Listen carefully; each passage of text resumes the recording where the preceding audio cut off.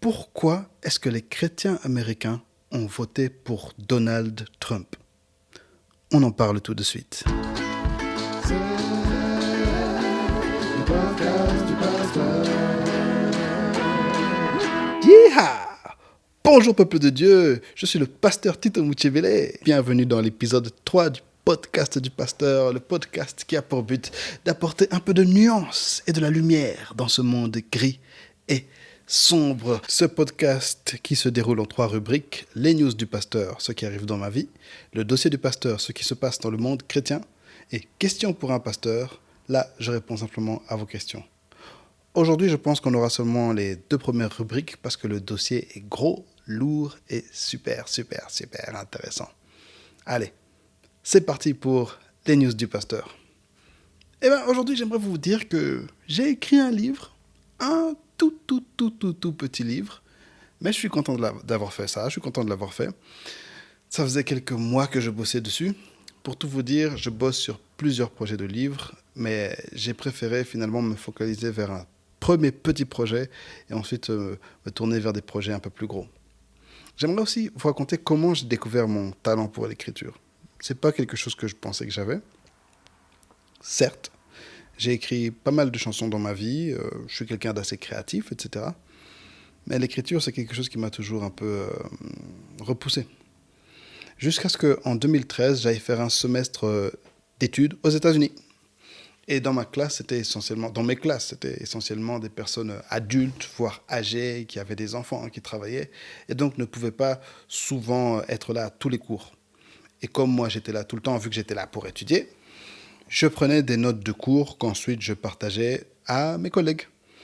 Et petit à petit, plusieurs d'entre eux ont commencé à me dire « Ah, franchement, merci beaucoup pour tes notes. » Et honnêtement, elles sont super intéressantes à lire, elles sont très vivantes, on les comprend bien, elles nous parlent bien, etc. Tu écris très bien, tu as un talent pour l'écriture. Et à la base, je me disais, moi, écrire, un talent pour l'écriture, mais c'est pas possible, etc. Finalement, j'ai accepté les compliments, j'ai accepté le talent, et je me suis mis à écrire.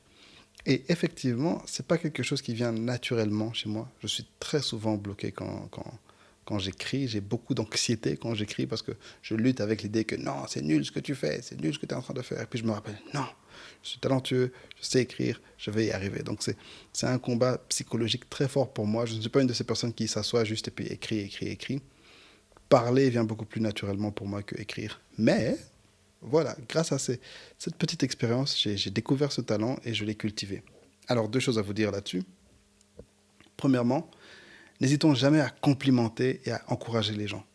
On peut faire naître en eux une passion, on peut leur faire découvrir un talent que même eux n'avaient pas du tout idée qu'ils avaient. C'est ce qui m'est arrivé, alors continuons à encourager et complimenter les autres. Et deuxièmement, nous qui recevons des compliments, acceptons-les. Soyons ouverts à de nouvelles directions dans notre vie, soyons ouverts à de nouveaux dons dans notre vie, soyons ouverts à ce que les gens voient en nous, même si nous-mêmes, on n'a pas vu ces choses, même si nous-mêmes, on a toujours lutté contre ces choses. Eh bien, on ne sait pas quelles nouvelles opportunités ça peut créer dans notre vie. Et ça, c'était les news du pasteur. Ah oui, bien sûr, je vous en dirai plus sur mon livre une fois que tout sera finalisé. Il est sympa. Le dossier du pasteur. Encore une fois, c'est un dossier lourd qu'on a aujourd'hui. Quelque chose d'assez controversé. C'est un sujet qui a divisé l'humanité ces 2-3 dernières années. Et encore une fois, je ne sais pas pourquoi je parle de ces choses qui vont faire que tout le monde va encore être fâché contre moi. Mais bon, je suis là pour être honnête, je suis là pour apporter la lumière et pour apporter de la nuance dans un monde divisé. Alors c'est parti, la question c'est pourquoi les chrétiens américains, en particulier les évangéliques, les pentecôtistes, pourquoi ont-ils voté pour Donald Trump comme président des États-Unis?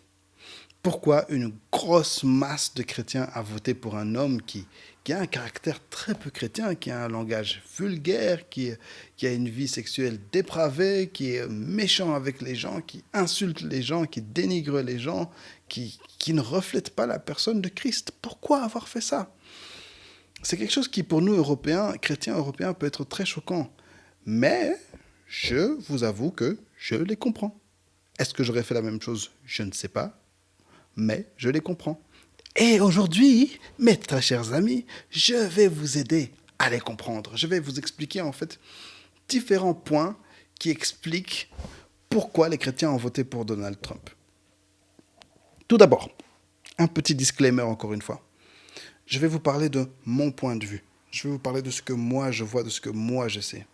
Et ça, c'est très important que je vous dise ça à l'avance parce que c'est un peu le nœud de toute cette histoire. C'est les différents points de vue qui clashent. Quelqu'un va voir les choses d'une certaine manière, quelqu'un va voir les choses d'une autre manière, et les deux visions ne vont pas correspondre, et les deux visions vont entrer en opposition, alors qu'au final, c'est le même sujet.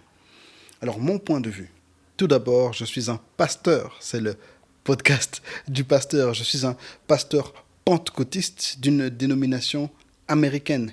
Donc, il y a certaines choses, certains points j'allais dire de doctrine, certaines valeurs politiques ou de société qui sont très importantes pour moi, qui sont essentielles, alors que pour d'autres personnes, bah, c'est pas important. Par exemple, lorsqu'on parle de la prière à l'école, lorsqu'on parle de l'avortement, c'est des choses directement, ça sonne très fort pour moi dans mon cœur, dans ma tête. Mais pour d'autres personnes, voilà, la liberté de religion, la liberté de langage, c'est très important pour moi. Pour quelqu'un d'autre, c'est pas important. Et je suis pasteur pentecôtiste, c'est-à-dire quelqu'un qui est à fond dans la Bible, et quelqu'un qui est un évangélique, pour lequel la parole de Dieu a une importance énorme. Mais aussi notre dénomination, donc le groupe d'église auquel on fait partie, est américain, basé non seulement en Amérique, mais dans le sud des États-Unis. Donc j'ai une vision assez claire sur ce qui se passe là-bas, parfois même un peu plus cynique que certaines personnes qui ne fréquentent pas ce genre d'église, ce genre de pasteur, ce genre de chrétien, de manière assez proche comme je le fais. Donc j'ai un regard assez critique et très rapproché et très informé sur eux, mais j'ai aussi une affection pour les Américains. J'ai aussi une affection pour ces chrétiens du sud, de la Bible Belt, comme on l'appelle, ce sud des États-Unis, hyper chrétien. Et donc ça, c'est un premier biais qui est en moi, c'est un premier point de vue qui affecte ma manière de voir les choses. Philosophiquement, je me considère comme un chrétien nihiliste. Je me considère personnellement comme un chrétien nihiliste. C'est-à-dire que je suis un chrétien, quelqu'un qui croit en Dieu, mais je suis aussi un nihiliste. Un nihiliste, c'est quelqu'un qui ne croit en rien. C'est pas un athée. Les athées croient en l'amour, ils croient en la philosophie, ils croient en toutes sortes de choses. C'est pas un anarchiste. Les anarchistes croient en des choses, mais ils ne croient pas dans un système de pouvoir particulièrement. Un nihiliste ne croit en rien en soi, que rien en soi dans l'univers n'a de valeur. Je ne crois pas à l'amour en soi, je ne crois pas dans le travail, je ne crois pas dans la politique, je ne crois pas dans le bonheur, je ne crois pas en rien, je ne crois à peine en l'existence de la matière. La chose qui fait que je crois en certaines choses au final, c'est parce que je suis chrétien. Je crois en Jésus-Christ, mort, ressuscité. Je crois en la parole de Dieu. Je crois dans le plan de Dieu et dans la valeur que Dieu nous donne à nous. Et si on enlève cet aspect de Jésus, si on enlève cet aspect chrétien, cet aspect de Dieu, pour moi, rien n'a de sens, rien n'a d'intérêt, rien n'existe, rien n'est vrai, rien ne vaut la peine d'être poursuivi. Donc je suis un chrétien nihiliste. Je ne suis pas sans Christ, je ne crois en rien, sans Christ, il n'y a rien. Je pense que beaucoup de chrétiens sont comme moi sans le savoir. Mais moi, à cause de mon parcours scolaire et du fait que j'ai étudié la criminologie, j'ai beaucoup étudié la société, j'ai beaucoup étudié les discours, à un moment, ça a fait que j'ai arrêté de croire en beaucoup de choses dans le monde, en fait. Et j'ai réalisé que, au final, la vie ne mène à rien, à part en Jésus.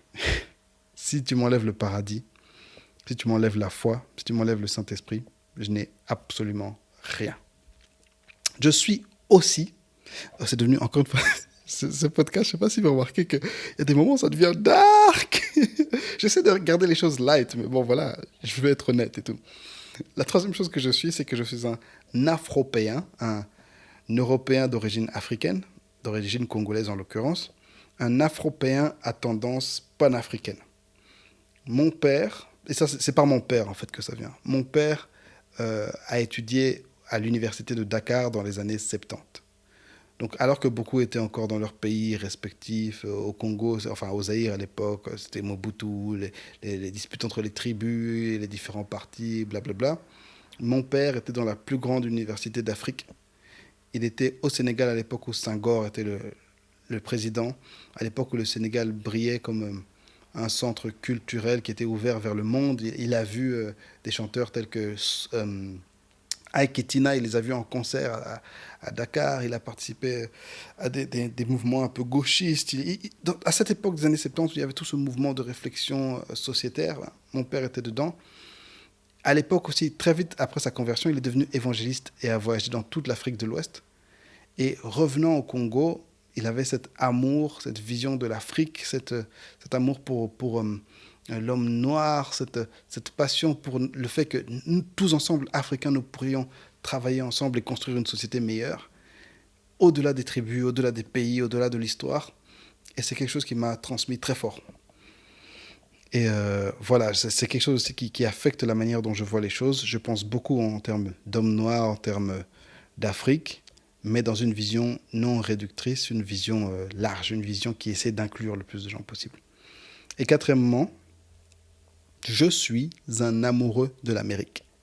Je fais partie de cette génération qui a grandi en regardant que des séries américaines, que des films américains, et qui a rêvé en voyant tout ça. Je fais partie de ces gens qui croient encore à l'heure actuelle au rêve américain. Que si tu travailles assez, si tu bosses assez, si tu te réveilles tôt le matin, tu vas dormir tard le soir et tu prends des risques, tu peux te bâtir une bonne vie, tu peux devenir riche et heureux. Et monter de classe sociale et te bâtir réellement quelque chose. Et avoir ta place au soleil, en fait. C'est vrai, c'est un pays qui a beaucoup de points assez sombres et négatifs, mais malgré tout, c'est un pays qui me fait toujours rêver. Et oui, je crois encore dans le rêve américain. Voilà. Donc vous voyez un peu la personne qui va vous parler aujourd'hui. Et que ce soit moi ou que ce soit quelqu'un d'autre, faites toujours attention au point de vue de la personne, à ses croyances, à ses valeurs, parce que ça va affecter ce qu'elle va vous dire. Et tout ce que je vais vous dire aujourd'hui, ça vient de quelqu'un comme ça. Je suis aussi quelqu'un qui suis passionné par l'Amérique et par la comédie américaine. Je regarde beaucoup d'émissions, beaucoup de shows de comédie américains et d'entertainment, de divertissement américain de manière générale.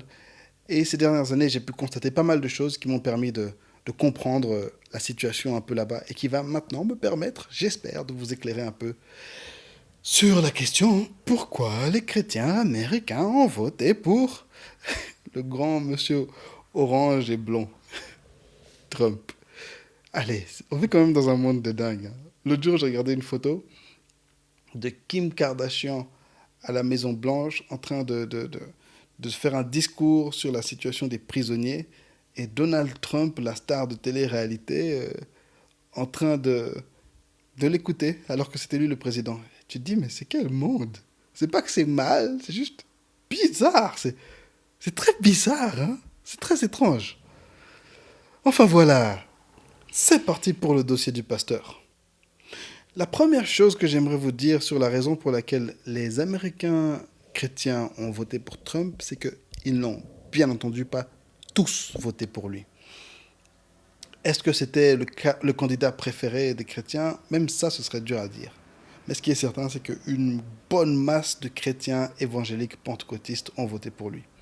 Essentiellement des blancs, mais on a vu aussi pas mal de grands pasteurs noirs qui ont encouragé leurs chrétiens et leurs croyants et leurs suiveurs à voter pour Trump. Mais ce n'est pas tout le monde. Le monde chrétien, l'Église, même l'Église évangélique, même l'Église pentecôtiste est divisée sur le sujet.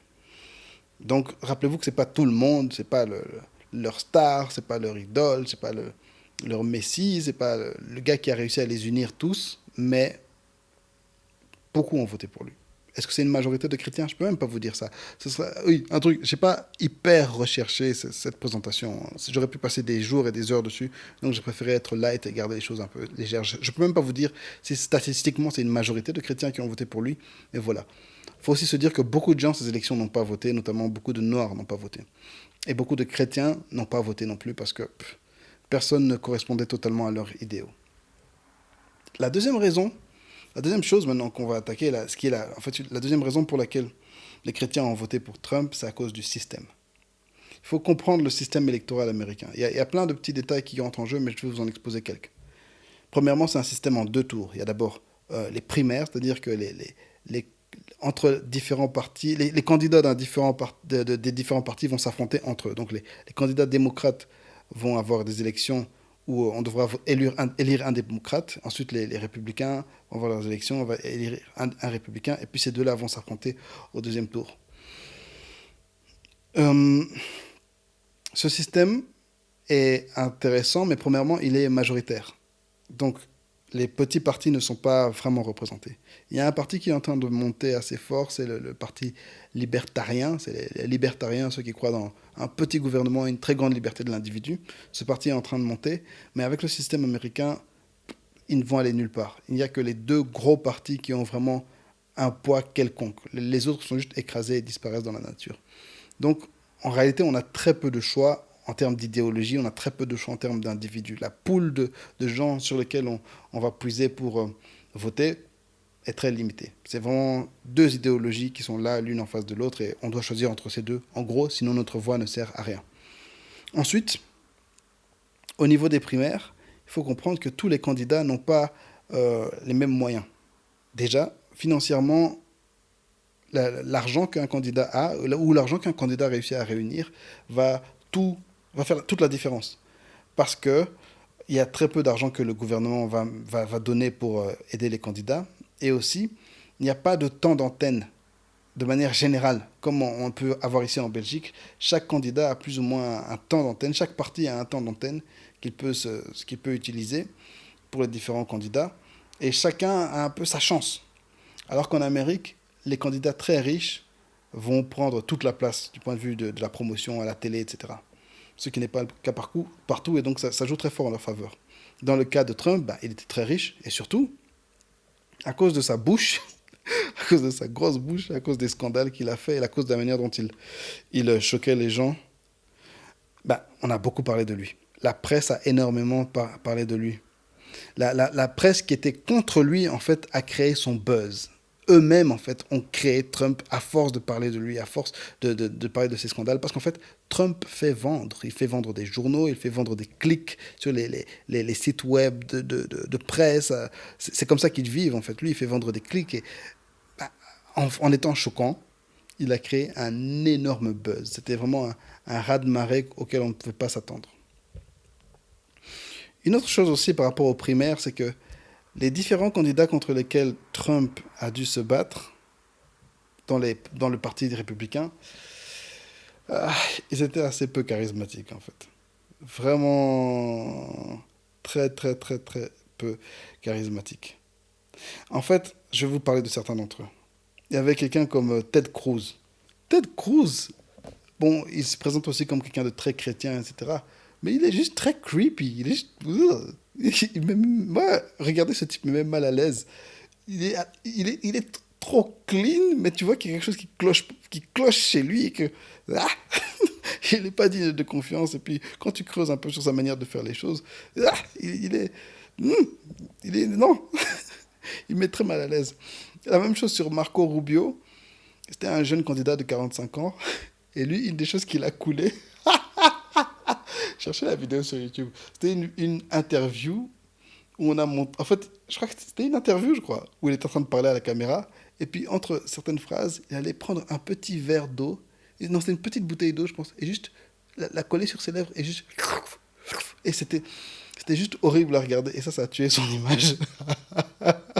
Franchement, je vous dire la vérité. Si je pouvais voter à ces élections, j'allais pas voter pour lui juste à cause de cette histoire de la bouteille. Parce que c'était très creepy, Marco Rubio.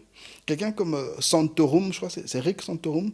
Il avait eu un gros buzz à la base. C'était aussi un très chrétien, mais je pense que lui-même s'est retiré de la course. Je ne sais plus pourquoi. Je crois que c'était pour des raisons personnelles. Mais bon, voilà. Mike Pence, qui est maintenant le vice-président de Donald Trump. Bon, c'est quelqu'un d'assez... hein. Voilà, il n'est pas très... il donne pas beaucoup d'engouement. C'est quelqu'un d'assez froid et il a pas un gros buzz. Ben Carson, c'était le noir de l'histoire. Un chirurgien brillant, un homme extrêmement brillant.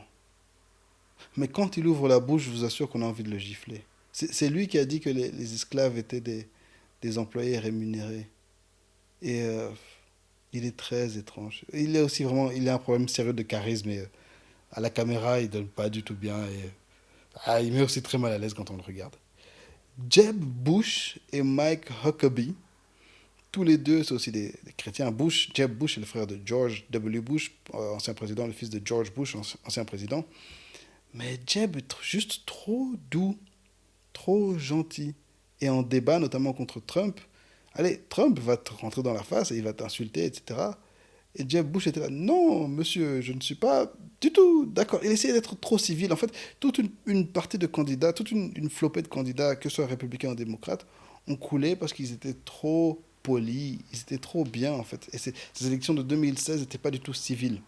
Et Huckabee aussi, c'est un pasteur trop sympa. Et, par rapport, allez, face à Trump qui a été vraiment un gars extrêmement charismatique, il est horrible tout ce qu'on veut, mais il est très charismatique, il a une personnalité très forte.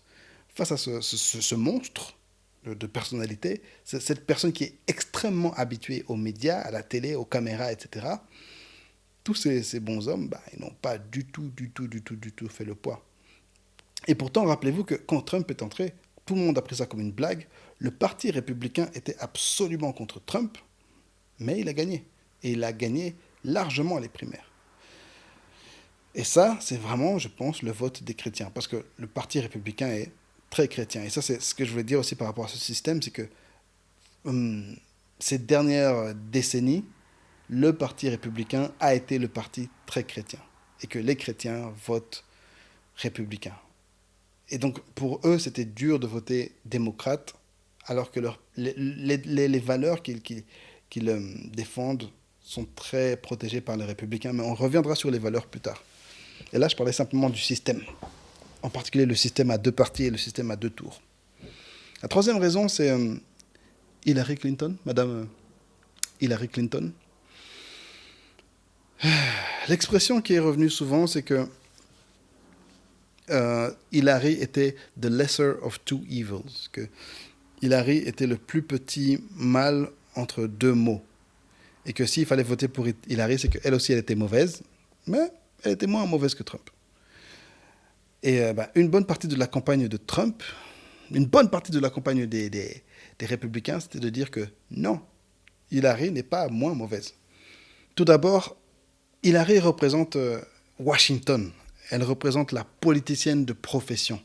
Cette personne qui vit juste pour la politique, pas par la politique, qui est corrompue, qui a l'air complètement corrompue, à fond dans les lobbies, à fond dans les manipulations politiques. Et effectivement, elle l'est. La presse a pu montrer, par exemple, par après, comment le clan d'Hillary avait tout fait pour saboter son opposant démocrate, Bernie Sanders. Hillary était dans des histoires pas nettes. Il y a aussi toute l'histoire des emails que les républicains n'ont pas arrêté de lâcher. C'est que Hillary avait un petit serveur personnel chez elle à la maison, à partir duquel elle envoyait des emails professionnels, alors qu'en tant que secrétaire d'État, tout son courrier devait passer par son email professionnel.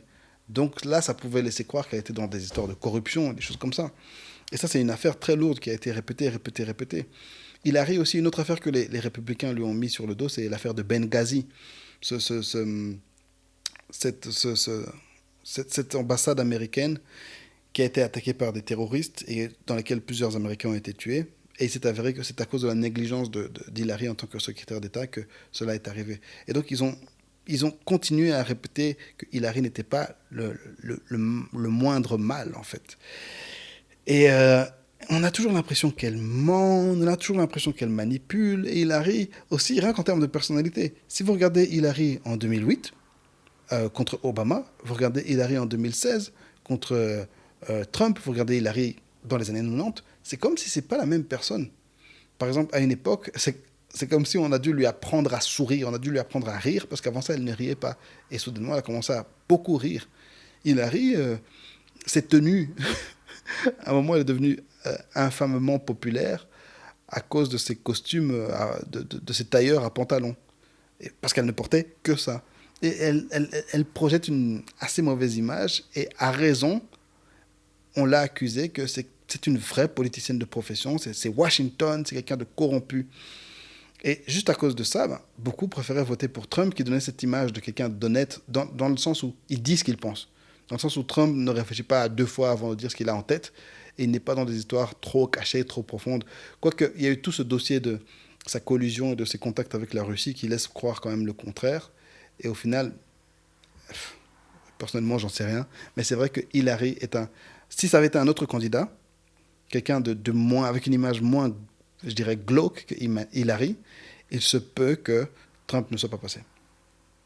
Le quatrième point, c'est que l'élection de Trump pour les chrétiens était une réaction à Obama, une réaction à la présidence d'Obama. Obama, c'était un noir et un intellectuel. Et à l'heure actuelle, en 2019, il y a encore dans le sud, notamment dans le sud des États-Unis, beaucoup de chrétiens qui sont profondément racistes. Le Ku Klux Klan existe encore et il est formé par beaucoup de chrétiens. Et voir un président noir comme ça, c'était pas quelque chose qu'ils allaient accepter. Et il avait aussi cette image de quelqu'un de très réfléchi, de trop intellectuel. Encore une fois, cette image de politicien de profession. Mais en plus de ça, il était juste trop bien lisse, trop bien présenté, trop intellectuel. Et allez, dans certaines franges de l'Amérique, on a beaucoup cette image du héros populaire avec sa casquette rouge et qui aime le baseball et la bière. Et Obama, c'est pas ça. Et pour certains, voter pour Trump qui a l'air beaucoup plus populaire parce que Trump a aussi travaillé dur pour se bâtir une image populaire. D'abord, c'est vrai que c'est un New-Yorkais, hein, c'est quelqu'un qui vient de la ville. Et puis aussi, il a souvent essayé de se faire passer pour un self-made man, qu'il a commencé avec presque rien, il a tout construit. Non, bon, son père était riche, il lui a donné, je ne sais plus combien, je crois, 1 million ou 10 millions pour commencer ses affaires. Et voilà. Mais il a travaillé dur pour se bâtir cette image de self-made man. Et beaucoup de gens, notamment les Noirs, croient en cette image de self-made man. Il représente une sorte de rêve américain, une sorte de faux rêve américain. Et Obama, ce professeur d'université noir, par rapport à une certaine Amérique rurale et peu éduquée, il sonnait pas bien. Mais aussi, il y a les valeurs d'Obama. Il y a une réaction contre les valeurs d'Obama, et ça, c'est notre cinquième point. Les valeurs démocrates, les valeurs de la gauche, les démocrates, c'est quelque chose que les républicains et les chrétiens ont vraiment eu du mal à accepter. Et que Obama a vraiment appuyé. Il a vraiment lutté pour les valeurs de la gauche, pour les valeurs démocrates. Des choses telles que l'avortement. L'administration d'Obama et les démocrates, ils sont à fond pour l'avortement. Et pas seulement l'avortement simple d'un tout petit fœtus en première semaine. Non. L'avortement en fin de grossesse, dans les 3 derniers mois. Ils ont lutté très fort pour ça. Pour le droit à tuer un bébé qui est sur le point de naître. Tuer un bébé qui est déjà formé, qui a déjà un cerveau, qui a déjà un cœur, qui peut déjà respirer, qui peut déjà réfléchir, qui a déjà une personnalité. Ils ont lutté très fort pour pouvoir tuer des bébés.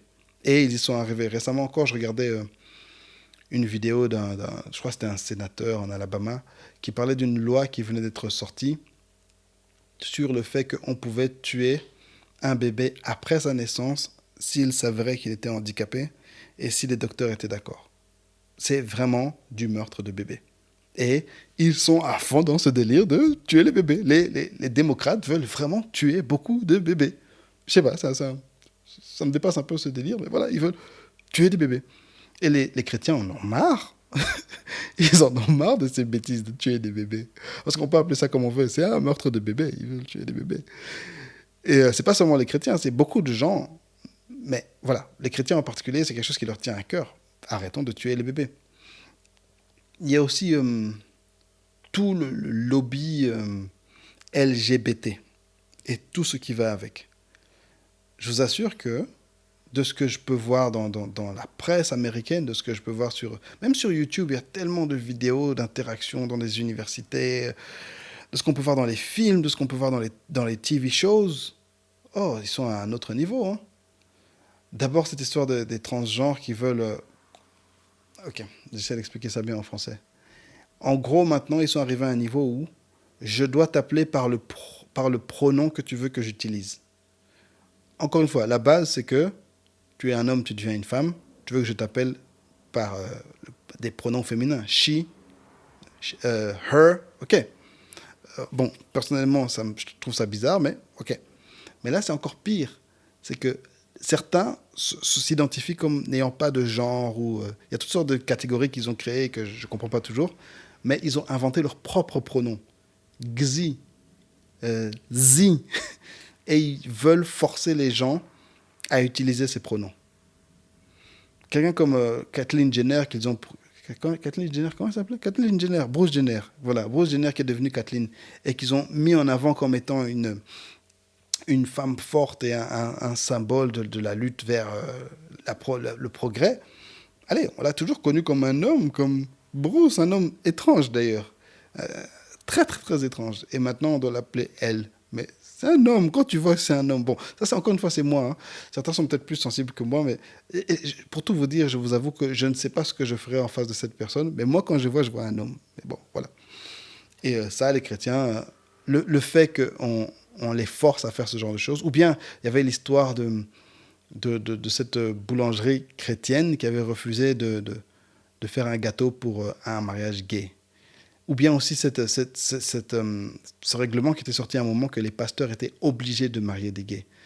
Ça, c'est le genre de choses, pour les chrétiens, ça a été un peu trop. Et ils étaient prêts à voter pour n'importe qui allait leur promettre de les sortir de ça. En outre, il y a aussi toute l'affaire des armes. Les chrétiens sont très sudistes. Les sudistes aiment beaucoup leurs armes. Et le deuxième amendement, la Constitution donne le droit aux Américains de porter des armes. Et c'est vrai que c'est dans la loi. Mais là, c'est vraiment une drôle d'association entre les chrétiens et les armes. Je ne comprends pas tout par rapport à ça. Mais ils sont à fond dans le délire. Ils aiment leurs armes. J'avais des profs à l'université. Université chrétien, prof pasteur, qui avaient plus de 20 guns, y compris des armes d'assaut. Je ne comprends pas le délire. Je sais que c'est aussi très rural. Hein. Les gens dans la campagne qui vivent avec des ours et des lions des montagnes. Ils ont besoin de leurs guns, je comprends. Hein. Et c'est toute l'histoire américaine. Mais voilà, c'est des sujets dans lesquels Trump a touché la corde sensible chez les chrétiens par rapport aux valeurs. Il y avait aussi dans l'administration Obama et chez les démocrates, il y a honnêtement une promotion de l'islam et un dénigrement des chrétiens. Une promotion de l'islam et un dénigrement du christianisme qui, franchement, fait mal. Ça blesse. Je veux dire, on est gentil, on fait exploser... J'allais dire on fait exploser personne. On ne fait pas exploser beaucoup de gens, on est assez sympa. Et de manière générale, il y a aussi la suppression des libertés, et notamment, en particulier, la liberté de langage, la liberté de langage, encore une fois, par rapport à ces histoires de pronoms, par rapport à toutes sortes de choses qu'on ne peut plus vraiment dire. De plus en plus, cette liberté est limitée, et les chrétiens, bon, ils en avaient marre de ça. Ils en avaient marre. Ah oui, et la dernière chose, c'est que la gauche, c'est Hollywood, en fait. La gauche, c'est Hollywood. C'est les stars, c'est la télé, c'est les films.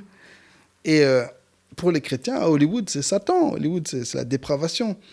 Et plus la gauche est soutenue par Hollywood, plus les Hollywoodiens vont aller vers la gauche, vers ces valeurs de gauche, le réflexe naturel, c'est que plus les chrétiens vont aller vers la droite. Je ne dis pas que c'est un bon réflexe, je ne dis pas que ça a de bons effets spécialement, mais c'est quelque chose qu'il faut comprendre, c'est naturel. Et je vous avoue que, même moi, hein, il y a beaucoup de shows américains que je suivais, notamment beaucoup de comiques que je suivais avant, je ne peux plus les suivre. Et quelqu'un comme Trevor Noah, je ne peux plus le suivre, je ne peux pas suivre ce monsieur, il est trop vers la gauche. Et je vois qu'il manque aussi d'impartialité à l'égard de Trump et à l'égard des chrétiens, à l'égard de la droite. Trevor Noah, c'est quelqu'un, je ne peux plus du tout l'écouter. Bon, à part quand il fait ses petits shows à lui, il raconte ses blagues. Oh, I come from South Africa. C'est marrant, hein? Mais son émission là, non. Stephen Colbert, ils viennent de la même école, hein, c'est le Daily Show. Oui. Je l'aime beaucoup. Et en plus, c'est un chrétien, c'est un catholique. Mais j'ai vraiment, vraiment, vraiment du mal à l'écouter. Pourtant, j'aime beaucoup Stephen Colbert. Tout ce qui est CNN, quand Trump parle de fake news, en fait, ce qui est énervant dans cette histoire, c'est que ça saoule d'être d'accord avec Trump. J'aimerais bien ne pas être d'accord avec un type orange hein, qui est quand même un peu bête.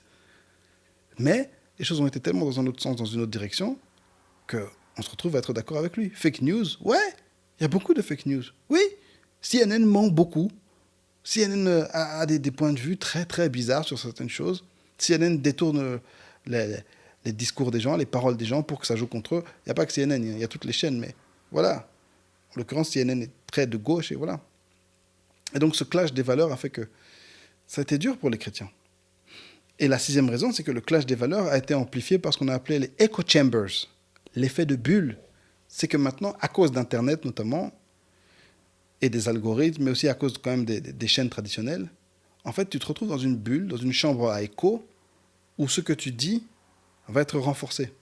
À cause des algorithmes, par exemple, Facebook fait que, et Google, tout ce que tu likes, ils vont savoir, ah, il aime ça. Ben, on va lui en donner encore plus pour gagner de l'argent et tout. Donc, ils vont nous donner beaucoup plus de ce qu'on aime, ce qui fait que on va entendre beaucoup plus de choses à propos duquel on est d'accord. Par exemple, bêtement, un réflexe qu'on va souvent avoir sur Facebook ou sur Twitter ou quoi, si tu vois quelqu'un qui a une opinion très opposée à la tienne, tu vas le cacher, tu vas le désabonner, tu vas te désabonner, tu vas le bloquer. Et ce qui fait que tu te retrouves dans une bulle de pensée dans laquelle tout ce que tu reçois, c'est ce que tu aimes. Tout ce que tu reçois, c'est ce avec lequel tu es d'accord. Et c'est une bulle qui va vers la radicalisation. Je vais donner un exemple non politique. Quand je demande aux jeunes d'aujourd'hui, par exemple, qu'est-ce que les Blancs écoutent maintenant? Ils ont du mal à le dire. Ils ont du mal à dire, ouais, les Blancs écoutent tel groupe, tel groupe. C'est vrai que maintenant, le hip-hop est devenu le genre le plus populaire et que maintenant, même les Blancs écoutent de la trap, etc., etc. Mais à mon époque, je suis tellement vieux. Ouais, je m'en fous. À mon époque, allez, vu qu'on regardait ça à la télé, bah, la télé montrait de tout et on écoutait tous de tout et tout le monde savait ce que tout le monde écoutait. J'aurais pu vous dire quels étaient les 5 groupes les plus populaires chez les Belges ou chez les Français ou quoi. Alors que maintenant, à cause du echo chamber, bah, les Noirs sont à fond dans la fraude, dans la trappe, et les Blancs, Dieu seul sait dans quoi ils sont. Ils ont Angèle, je crois. Et son frère Roméo, c'est quoi? Je ne veux pas dire de bêtises. Roméo Elvis, voilà. L'Estromae des Blancs. Je raconte n'importe quoi, je suis fatigué en fait. Et donc, à cause de ça, les echo chambers et les extrêmes sont devenus très extrêmes. Fox News et CNN sont dans une guerre inimaginable en termes d'idéologie, en termes de discours. L'Amérique est divisée entre les chrétiens et les chrétiens à droite et les athées et je dirais les musulmans à gauche et les noirs sont très au milieu. L'Amérique est absolument divisée, une division de dingue. Et il y a des mouvements tels que Black Lives Matter. C'est des mouvements pour lesquels j'aimerais être pour, mais si vous allez au cœur de ce mouvement, c'est un mouvement extrémiste de gauche. C'est un mouvement anti-blanc. Des mouvements tels que Antifa. Antifa, ça veut dire antifasciste. C'est un mouvement extrême de gauche. Ils disent qu'ils sont antifascistes. Mais c'est des gens violents. C'est des gens qui ne permettent pas aux gens qui ont une opinion opposée à eux de parler. Ils veulent faire taire toute personne qui a une opposition inverse. Et c'est chaud, c'est compliqué. Et tout ce qui est les social justice warriors, quand je parle de Antifa, de Black Lives Matter, c'est vraiment, ça c'est deux mouvements extrêmes qui vont dans ce sens-là, le français. Non, ouais. Et c'est impossible de discuter avec eux, ils sont extrêmes. Allez voir sur YouTube, allez taper Black Lives Matter Fight ou bien Antifa Fight. C'est des gens qui prennent les armes pour défendre leur point de vue. Et c'est chaud. Et à cause de cet effet de bulle, les chrétiens vont encore plus dans leur bulle, ils s'enferment et les autres s'enferment encore plus. Et qui s'est pointé dans la bulle des chrétiens? Président des États-Unis, M. Donald Trump. Et ça craint. Ça craint vraiment. Et la septième chose, le septième point, j'en ai encore un mais que j'ai oublié. Le septième point, c'est à cause de Cyrus. Cyrus, c'est un roi dans la Bible, un roi Mède, que Dieu avait utilisé pour ramener les Juifs en Israël et pour reconstruire Israël. Lisez un peu, écoutez ce texte. Ésaïe 45, 1. Donc le prophète Ésaïe, chapitre 45, 1. Ainsi parle l'Éternel à son oint, à Cyrus, qu'il tient par la main, pour terrasser les nations devant lui et pour relâcher la ceinture des rois, pour lui ouvrir les portes afin qu'elles ne soient plus fermées. Je marcherai devant toi, j'aplanirai les chemins j'aplanirai les chemins montueux, je romprai les portes d'airain et je briserai les verrous de fer. Ok, tout d'abord, je tiens à dire que le mot montueux, j'ai jamais dit ça dans ma vie, j'ai jamais lu ça dans ma vie, et je vous encourage à dire ce mot 3 fois tout haut parce que c'est dur à dire pour nous les Noirs en particulier, et c'est un beau mot, mais c'est dur. Montueux, montueux, montueux, et. Ouf, c'est chaud. Donc, ainsi parle l'Éternel à son oint, à Cyrus. Comprenez quelque chose. Cyrus était un roi païen, un Mède. Un païen, et sans doute comme la plupart des rois de l'époque, c'était quelqu'un qui a dû faire des choses horribles. Et pourtant, Dieu l'appelle son oint. D'autres textes l'appellent son serviteur. Donc dans la Bible, il y a cette notion d'un roi païen, quelqu'un qui n'est pas un croyant, quelqu'un qui ne fait pas partie du peuple de Dieu, mais que Dieu utilise pour accomplir son plan. Dans cette époque où tout le monde est divisé et où la gauche et Hollywood et les païens, le monde essayent de faire avancer certaines valeurs. Et soudainement, vous voyez cet homme extrêmement charismatique qui semble que rien ne peut lui échouer. Et il fait certaines promesses. Je vais rétablir l'ambassade américaine à Jérusalem. Ce qui signifie, je vais reconnaître Jérusalem comme la capitale d'Israël. Je vais arrêter les guerres. L'armée américaine va sortir des guerres. Il dit qu'il va lutter contre l'avortement. Il fait toutes sortes de promesses qui plaisent très fort aux chrétiens. Mais ils se disent, mais ça c'est comme Cyrus. Ça c'est un envoyé de Dieu, c'est un élu de Dieu. Même s'il ne nous ressemble pas, même si on n'est pas d'accord avec lui, il a été choisi par Dieu. Il a été élu par Dieu. Cet homme orange. Ouais. À cause de ce précédent biblique, les chrétiens, d'un certain côté, ils croient en Donald Trump. En tout cas, certains chrétiens. C'est compliqué, hein. Je pense que certains, peut-être, vous aurez du mal à vous faire l'image un peu de ce qui se passe, mais dites-vous que l'Amérique, pour l'instant, est tendue. La situation pour les chrétiens n'est pas facile. C'est très, très, très, très dur d'être chrétien en Amérique maintenant. Et pour certains, Trump est arrivé comme une solution à tout ça. Alors, qu'est-ce que j'en pense ? Déjà, je pense que beaucoup de chrétiens ont voté pour Trump amèrement. Ce n'est pas de tout cœur, ce n'est pas avec la joie et la satisfaction de vie qu'ils l'ont fait. Ils l'ont fait vraiment en disant, par rapport à la vie que je veux vivre, par rapport à mon projet de vie, c'est le moindre mal. Certains l'ont fait aussi parce que leurs pasteurs les ont encouragés, ou bien ils ont vu tel ou tel pasteur associé à Trump, parce qu'il a ouvert les portes de la Maison-Blanche à beaucoup de pasteurs. Hein? Et ça, c'est un truc à ne pas négliger.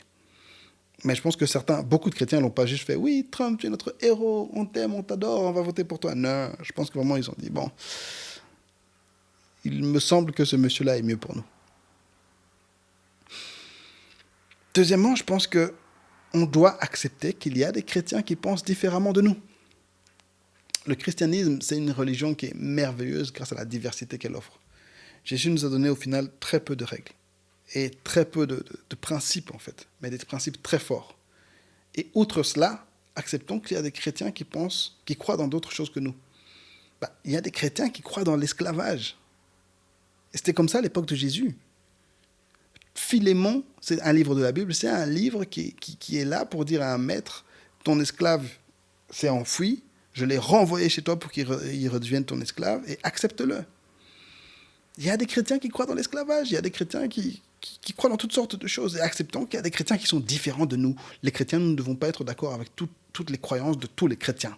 Si tu crois que Jésus-Christ, Dieu, Fils de Dieu, 100% homme, 100% Dieu, s'est fait chair, qu'il a marché sur terre, qu'il est né de la Vierge Marie, enfanté par le Saint-Esprit, qu'il est monté sur la croix, qu'il est mort, qu'il est ressuscité, qu'il a pris nos péchés sur la croix et qu'il nous a donné la vie et qu'il va revenir pour nous chercher, tu es chrétien. Et le reste, c'est pas facile. Mais acceptons qu'il y a des chrétiens qui pensent différemment de nous. En l'occurrence, les chrétiens américains et nous, chrétiens d'Europe, parfois on est très différents. La troisième chose que je pense, c'est que nous devons prier, encore une fois. Prier pour Trump, yes. La Bible nous encourage à prier pour les dirigeants. Lisez ça. 1 Timothée 2, 1 à 2. J'exhorte donc avant toute chose, à faire des prières, des supplications, des requêtes, des actions de grâce pour tous les hommes, pour les rois et pour tous ceux qui sont élevés en dignité, afin que nous menions une vie paisible et tranquille, en toute piété et honnêteté. Nous devons prier pour Donald Trump. Si Dieu le touche, ça va nous faire du bien à nous tous. Et ça vaut pour Trump et ça vaut pour nos politiciens locaux, pour les personnes qui dirigent dans nos villes, dans nos communes et dans nos pays. Prions. Les chrétiens, on est devenus trop des plaintifs et des manifestants. Alors qu'on devrait plus prier, passer du temps à genoux à prier pour les problèmes que nous avons. C'est ça l'exemple que Jésus nous a donné. Monter sur la montagne, passer du temps avec le Seigneur et lui confier nos problèmes. Et là, nous devons prier pour Donald Trump. Une autre chose que je vous encourage à faire, en particulier aux plus jeunes, renseignez-vous sur les personnes que vous suivez. Les influenceurs, les youtubeurs, les chaînes de télé, je ne sais pas qui, les journaux que vous lisez. Renseignez-vous sur l'idéologie qu'ils transmettent. Parce qu'il y a vraiment beaucoup de choses fausses qui sont annoncées et beaucoup de gens ont un agenda. La gauche en Amérique, les athées, les libéraux, ils ont un agenda anti-religieux. Ils ont un agenda contre Jésus, ils ont un agenda contre la Bible. Alors faites attention à des personnes comme ça que vous suivez et qui vous donnent un certain point de vue sur les choses. Ici en Europe, la plupart des politiciens ont un agenda anti-chrétien, anti-biblique, anti-Jésus, anti-nous. Alors quand ils critiquent Trump, c'est vrai. Personnellement, je ne suis pas pour Trump ou quoi, mais comprenez aussi ce qui se passe derrière leurs critiques. Comprenez ce qui se passe derrière leur raisonnement et derrière la manière dont ils présentent les choses. Comprenez les faits qu'ils ne présentent pas et ceux qu'ils présentent. Une autre chose, je pense qu'on doit plus discuter avec tout le monde. Une chose que j'essaie de faire, moi, c'est avoir sur les réseaux sociaux des gens avec qui je ne suis pas d'accord. Je suis sur Twitter des athées, des musulmans, des personnes contre lesquelles je suis, contre les positions et les avis desquels je suis fortement, mais c'est important d'avoir aussi leur point de vue. Et surtout entre nous chrétiens, discutons ensemble pour savoir ce que chacun pense. Tu peux ne pas être d'accord avec quelqu'un, mais vous pouvez discuter de manière civile pour essayer de comprendre, de ressentir au moins ce que cette personne ressent. Parce qu'une des choses qui est sortie très fortement par rapport à cette histoire de Trump et des chrétiens aussi, c'est les chrétiens blancs. En fait, beaucoup ont l'impression qu'il y a un agenda anti-blanc en Amérique. On est contre les blancs maintenant en Amérique. Bon, on en reparlera un jour. J'ai pas envie de dire du n'importe quoi. Et les blancs, avec toutes les bêtises et tout le mal qu'ils ont fait, c'est clair que maintenant, allez, c'est pas juste qu'un enfant qui est né en 2019, qui n'a jamais fait de mal à aucune minorité, ait honte d'être blanc. Je veux dire, il est né comme ça. C'est vrai, ses ancêtres ont fait sans doute beaucoup de mal. Et mes ancêtres ont fait beaucoup de mal. Nous, les Congolais, par exemple, notre pays, on l'a pris aux Pygmées, et on les a renvoyés dans leur forêt, on a pris leur pays. Et c'est pas normal qu'un enfant comme ça ait honte d'être ce qu'il est, de la manière dont Dieu l'a créé. Alors essayons de comprendre le point de vue des autres. Et dernièrement, en dernier lieu, faisons confiance à Dieu. Moi, en tout cas, j'ai pas confiance dans les politiciens. J'ai pas confiance dans la politique. Les hommes vont toujours nous décevoir. Les politiciens sont des menteurs. Il faut savoir mentir pour faire de la politique. Ça fait partie du game. Je comprends et je respecte ça. Alors, ne faisons pas énormément confiance en ces personnes. Et personnellement, je n'ai pas beaucoup d'espérance dans la politique. Je n'ai pas beaucoup d'espérance dans les partis. Je n'ai pas beaucoup d'espérance dans les élections. J'espère en Jésus et j'attends le Messie. Seigneur, reviens parce que ici, c'est un peu nul. Franchement, c'est un peu nul. Moi, j'attends le paradis, j'attends la Nouvelle Jérusalem, j'attends le retour du Christ. Maranatha. C'est la fin du podcast. Merci d'avoir été avec moi. Merci vraiment de passer ce temps avec moi et de me permettre de donner mes opinions. Et j'espère très bientôt qu'on ait une plateforme sur laquelle on pourra discuter avec toutes les personnes qui m'écoutent et avec les abonnés. Donc, n'hésitez pas à partager autour de vous, vous abonner, commenter et soyez la lumière du monde. Soyez tous bénis. Yay. Pasteur out.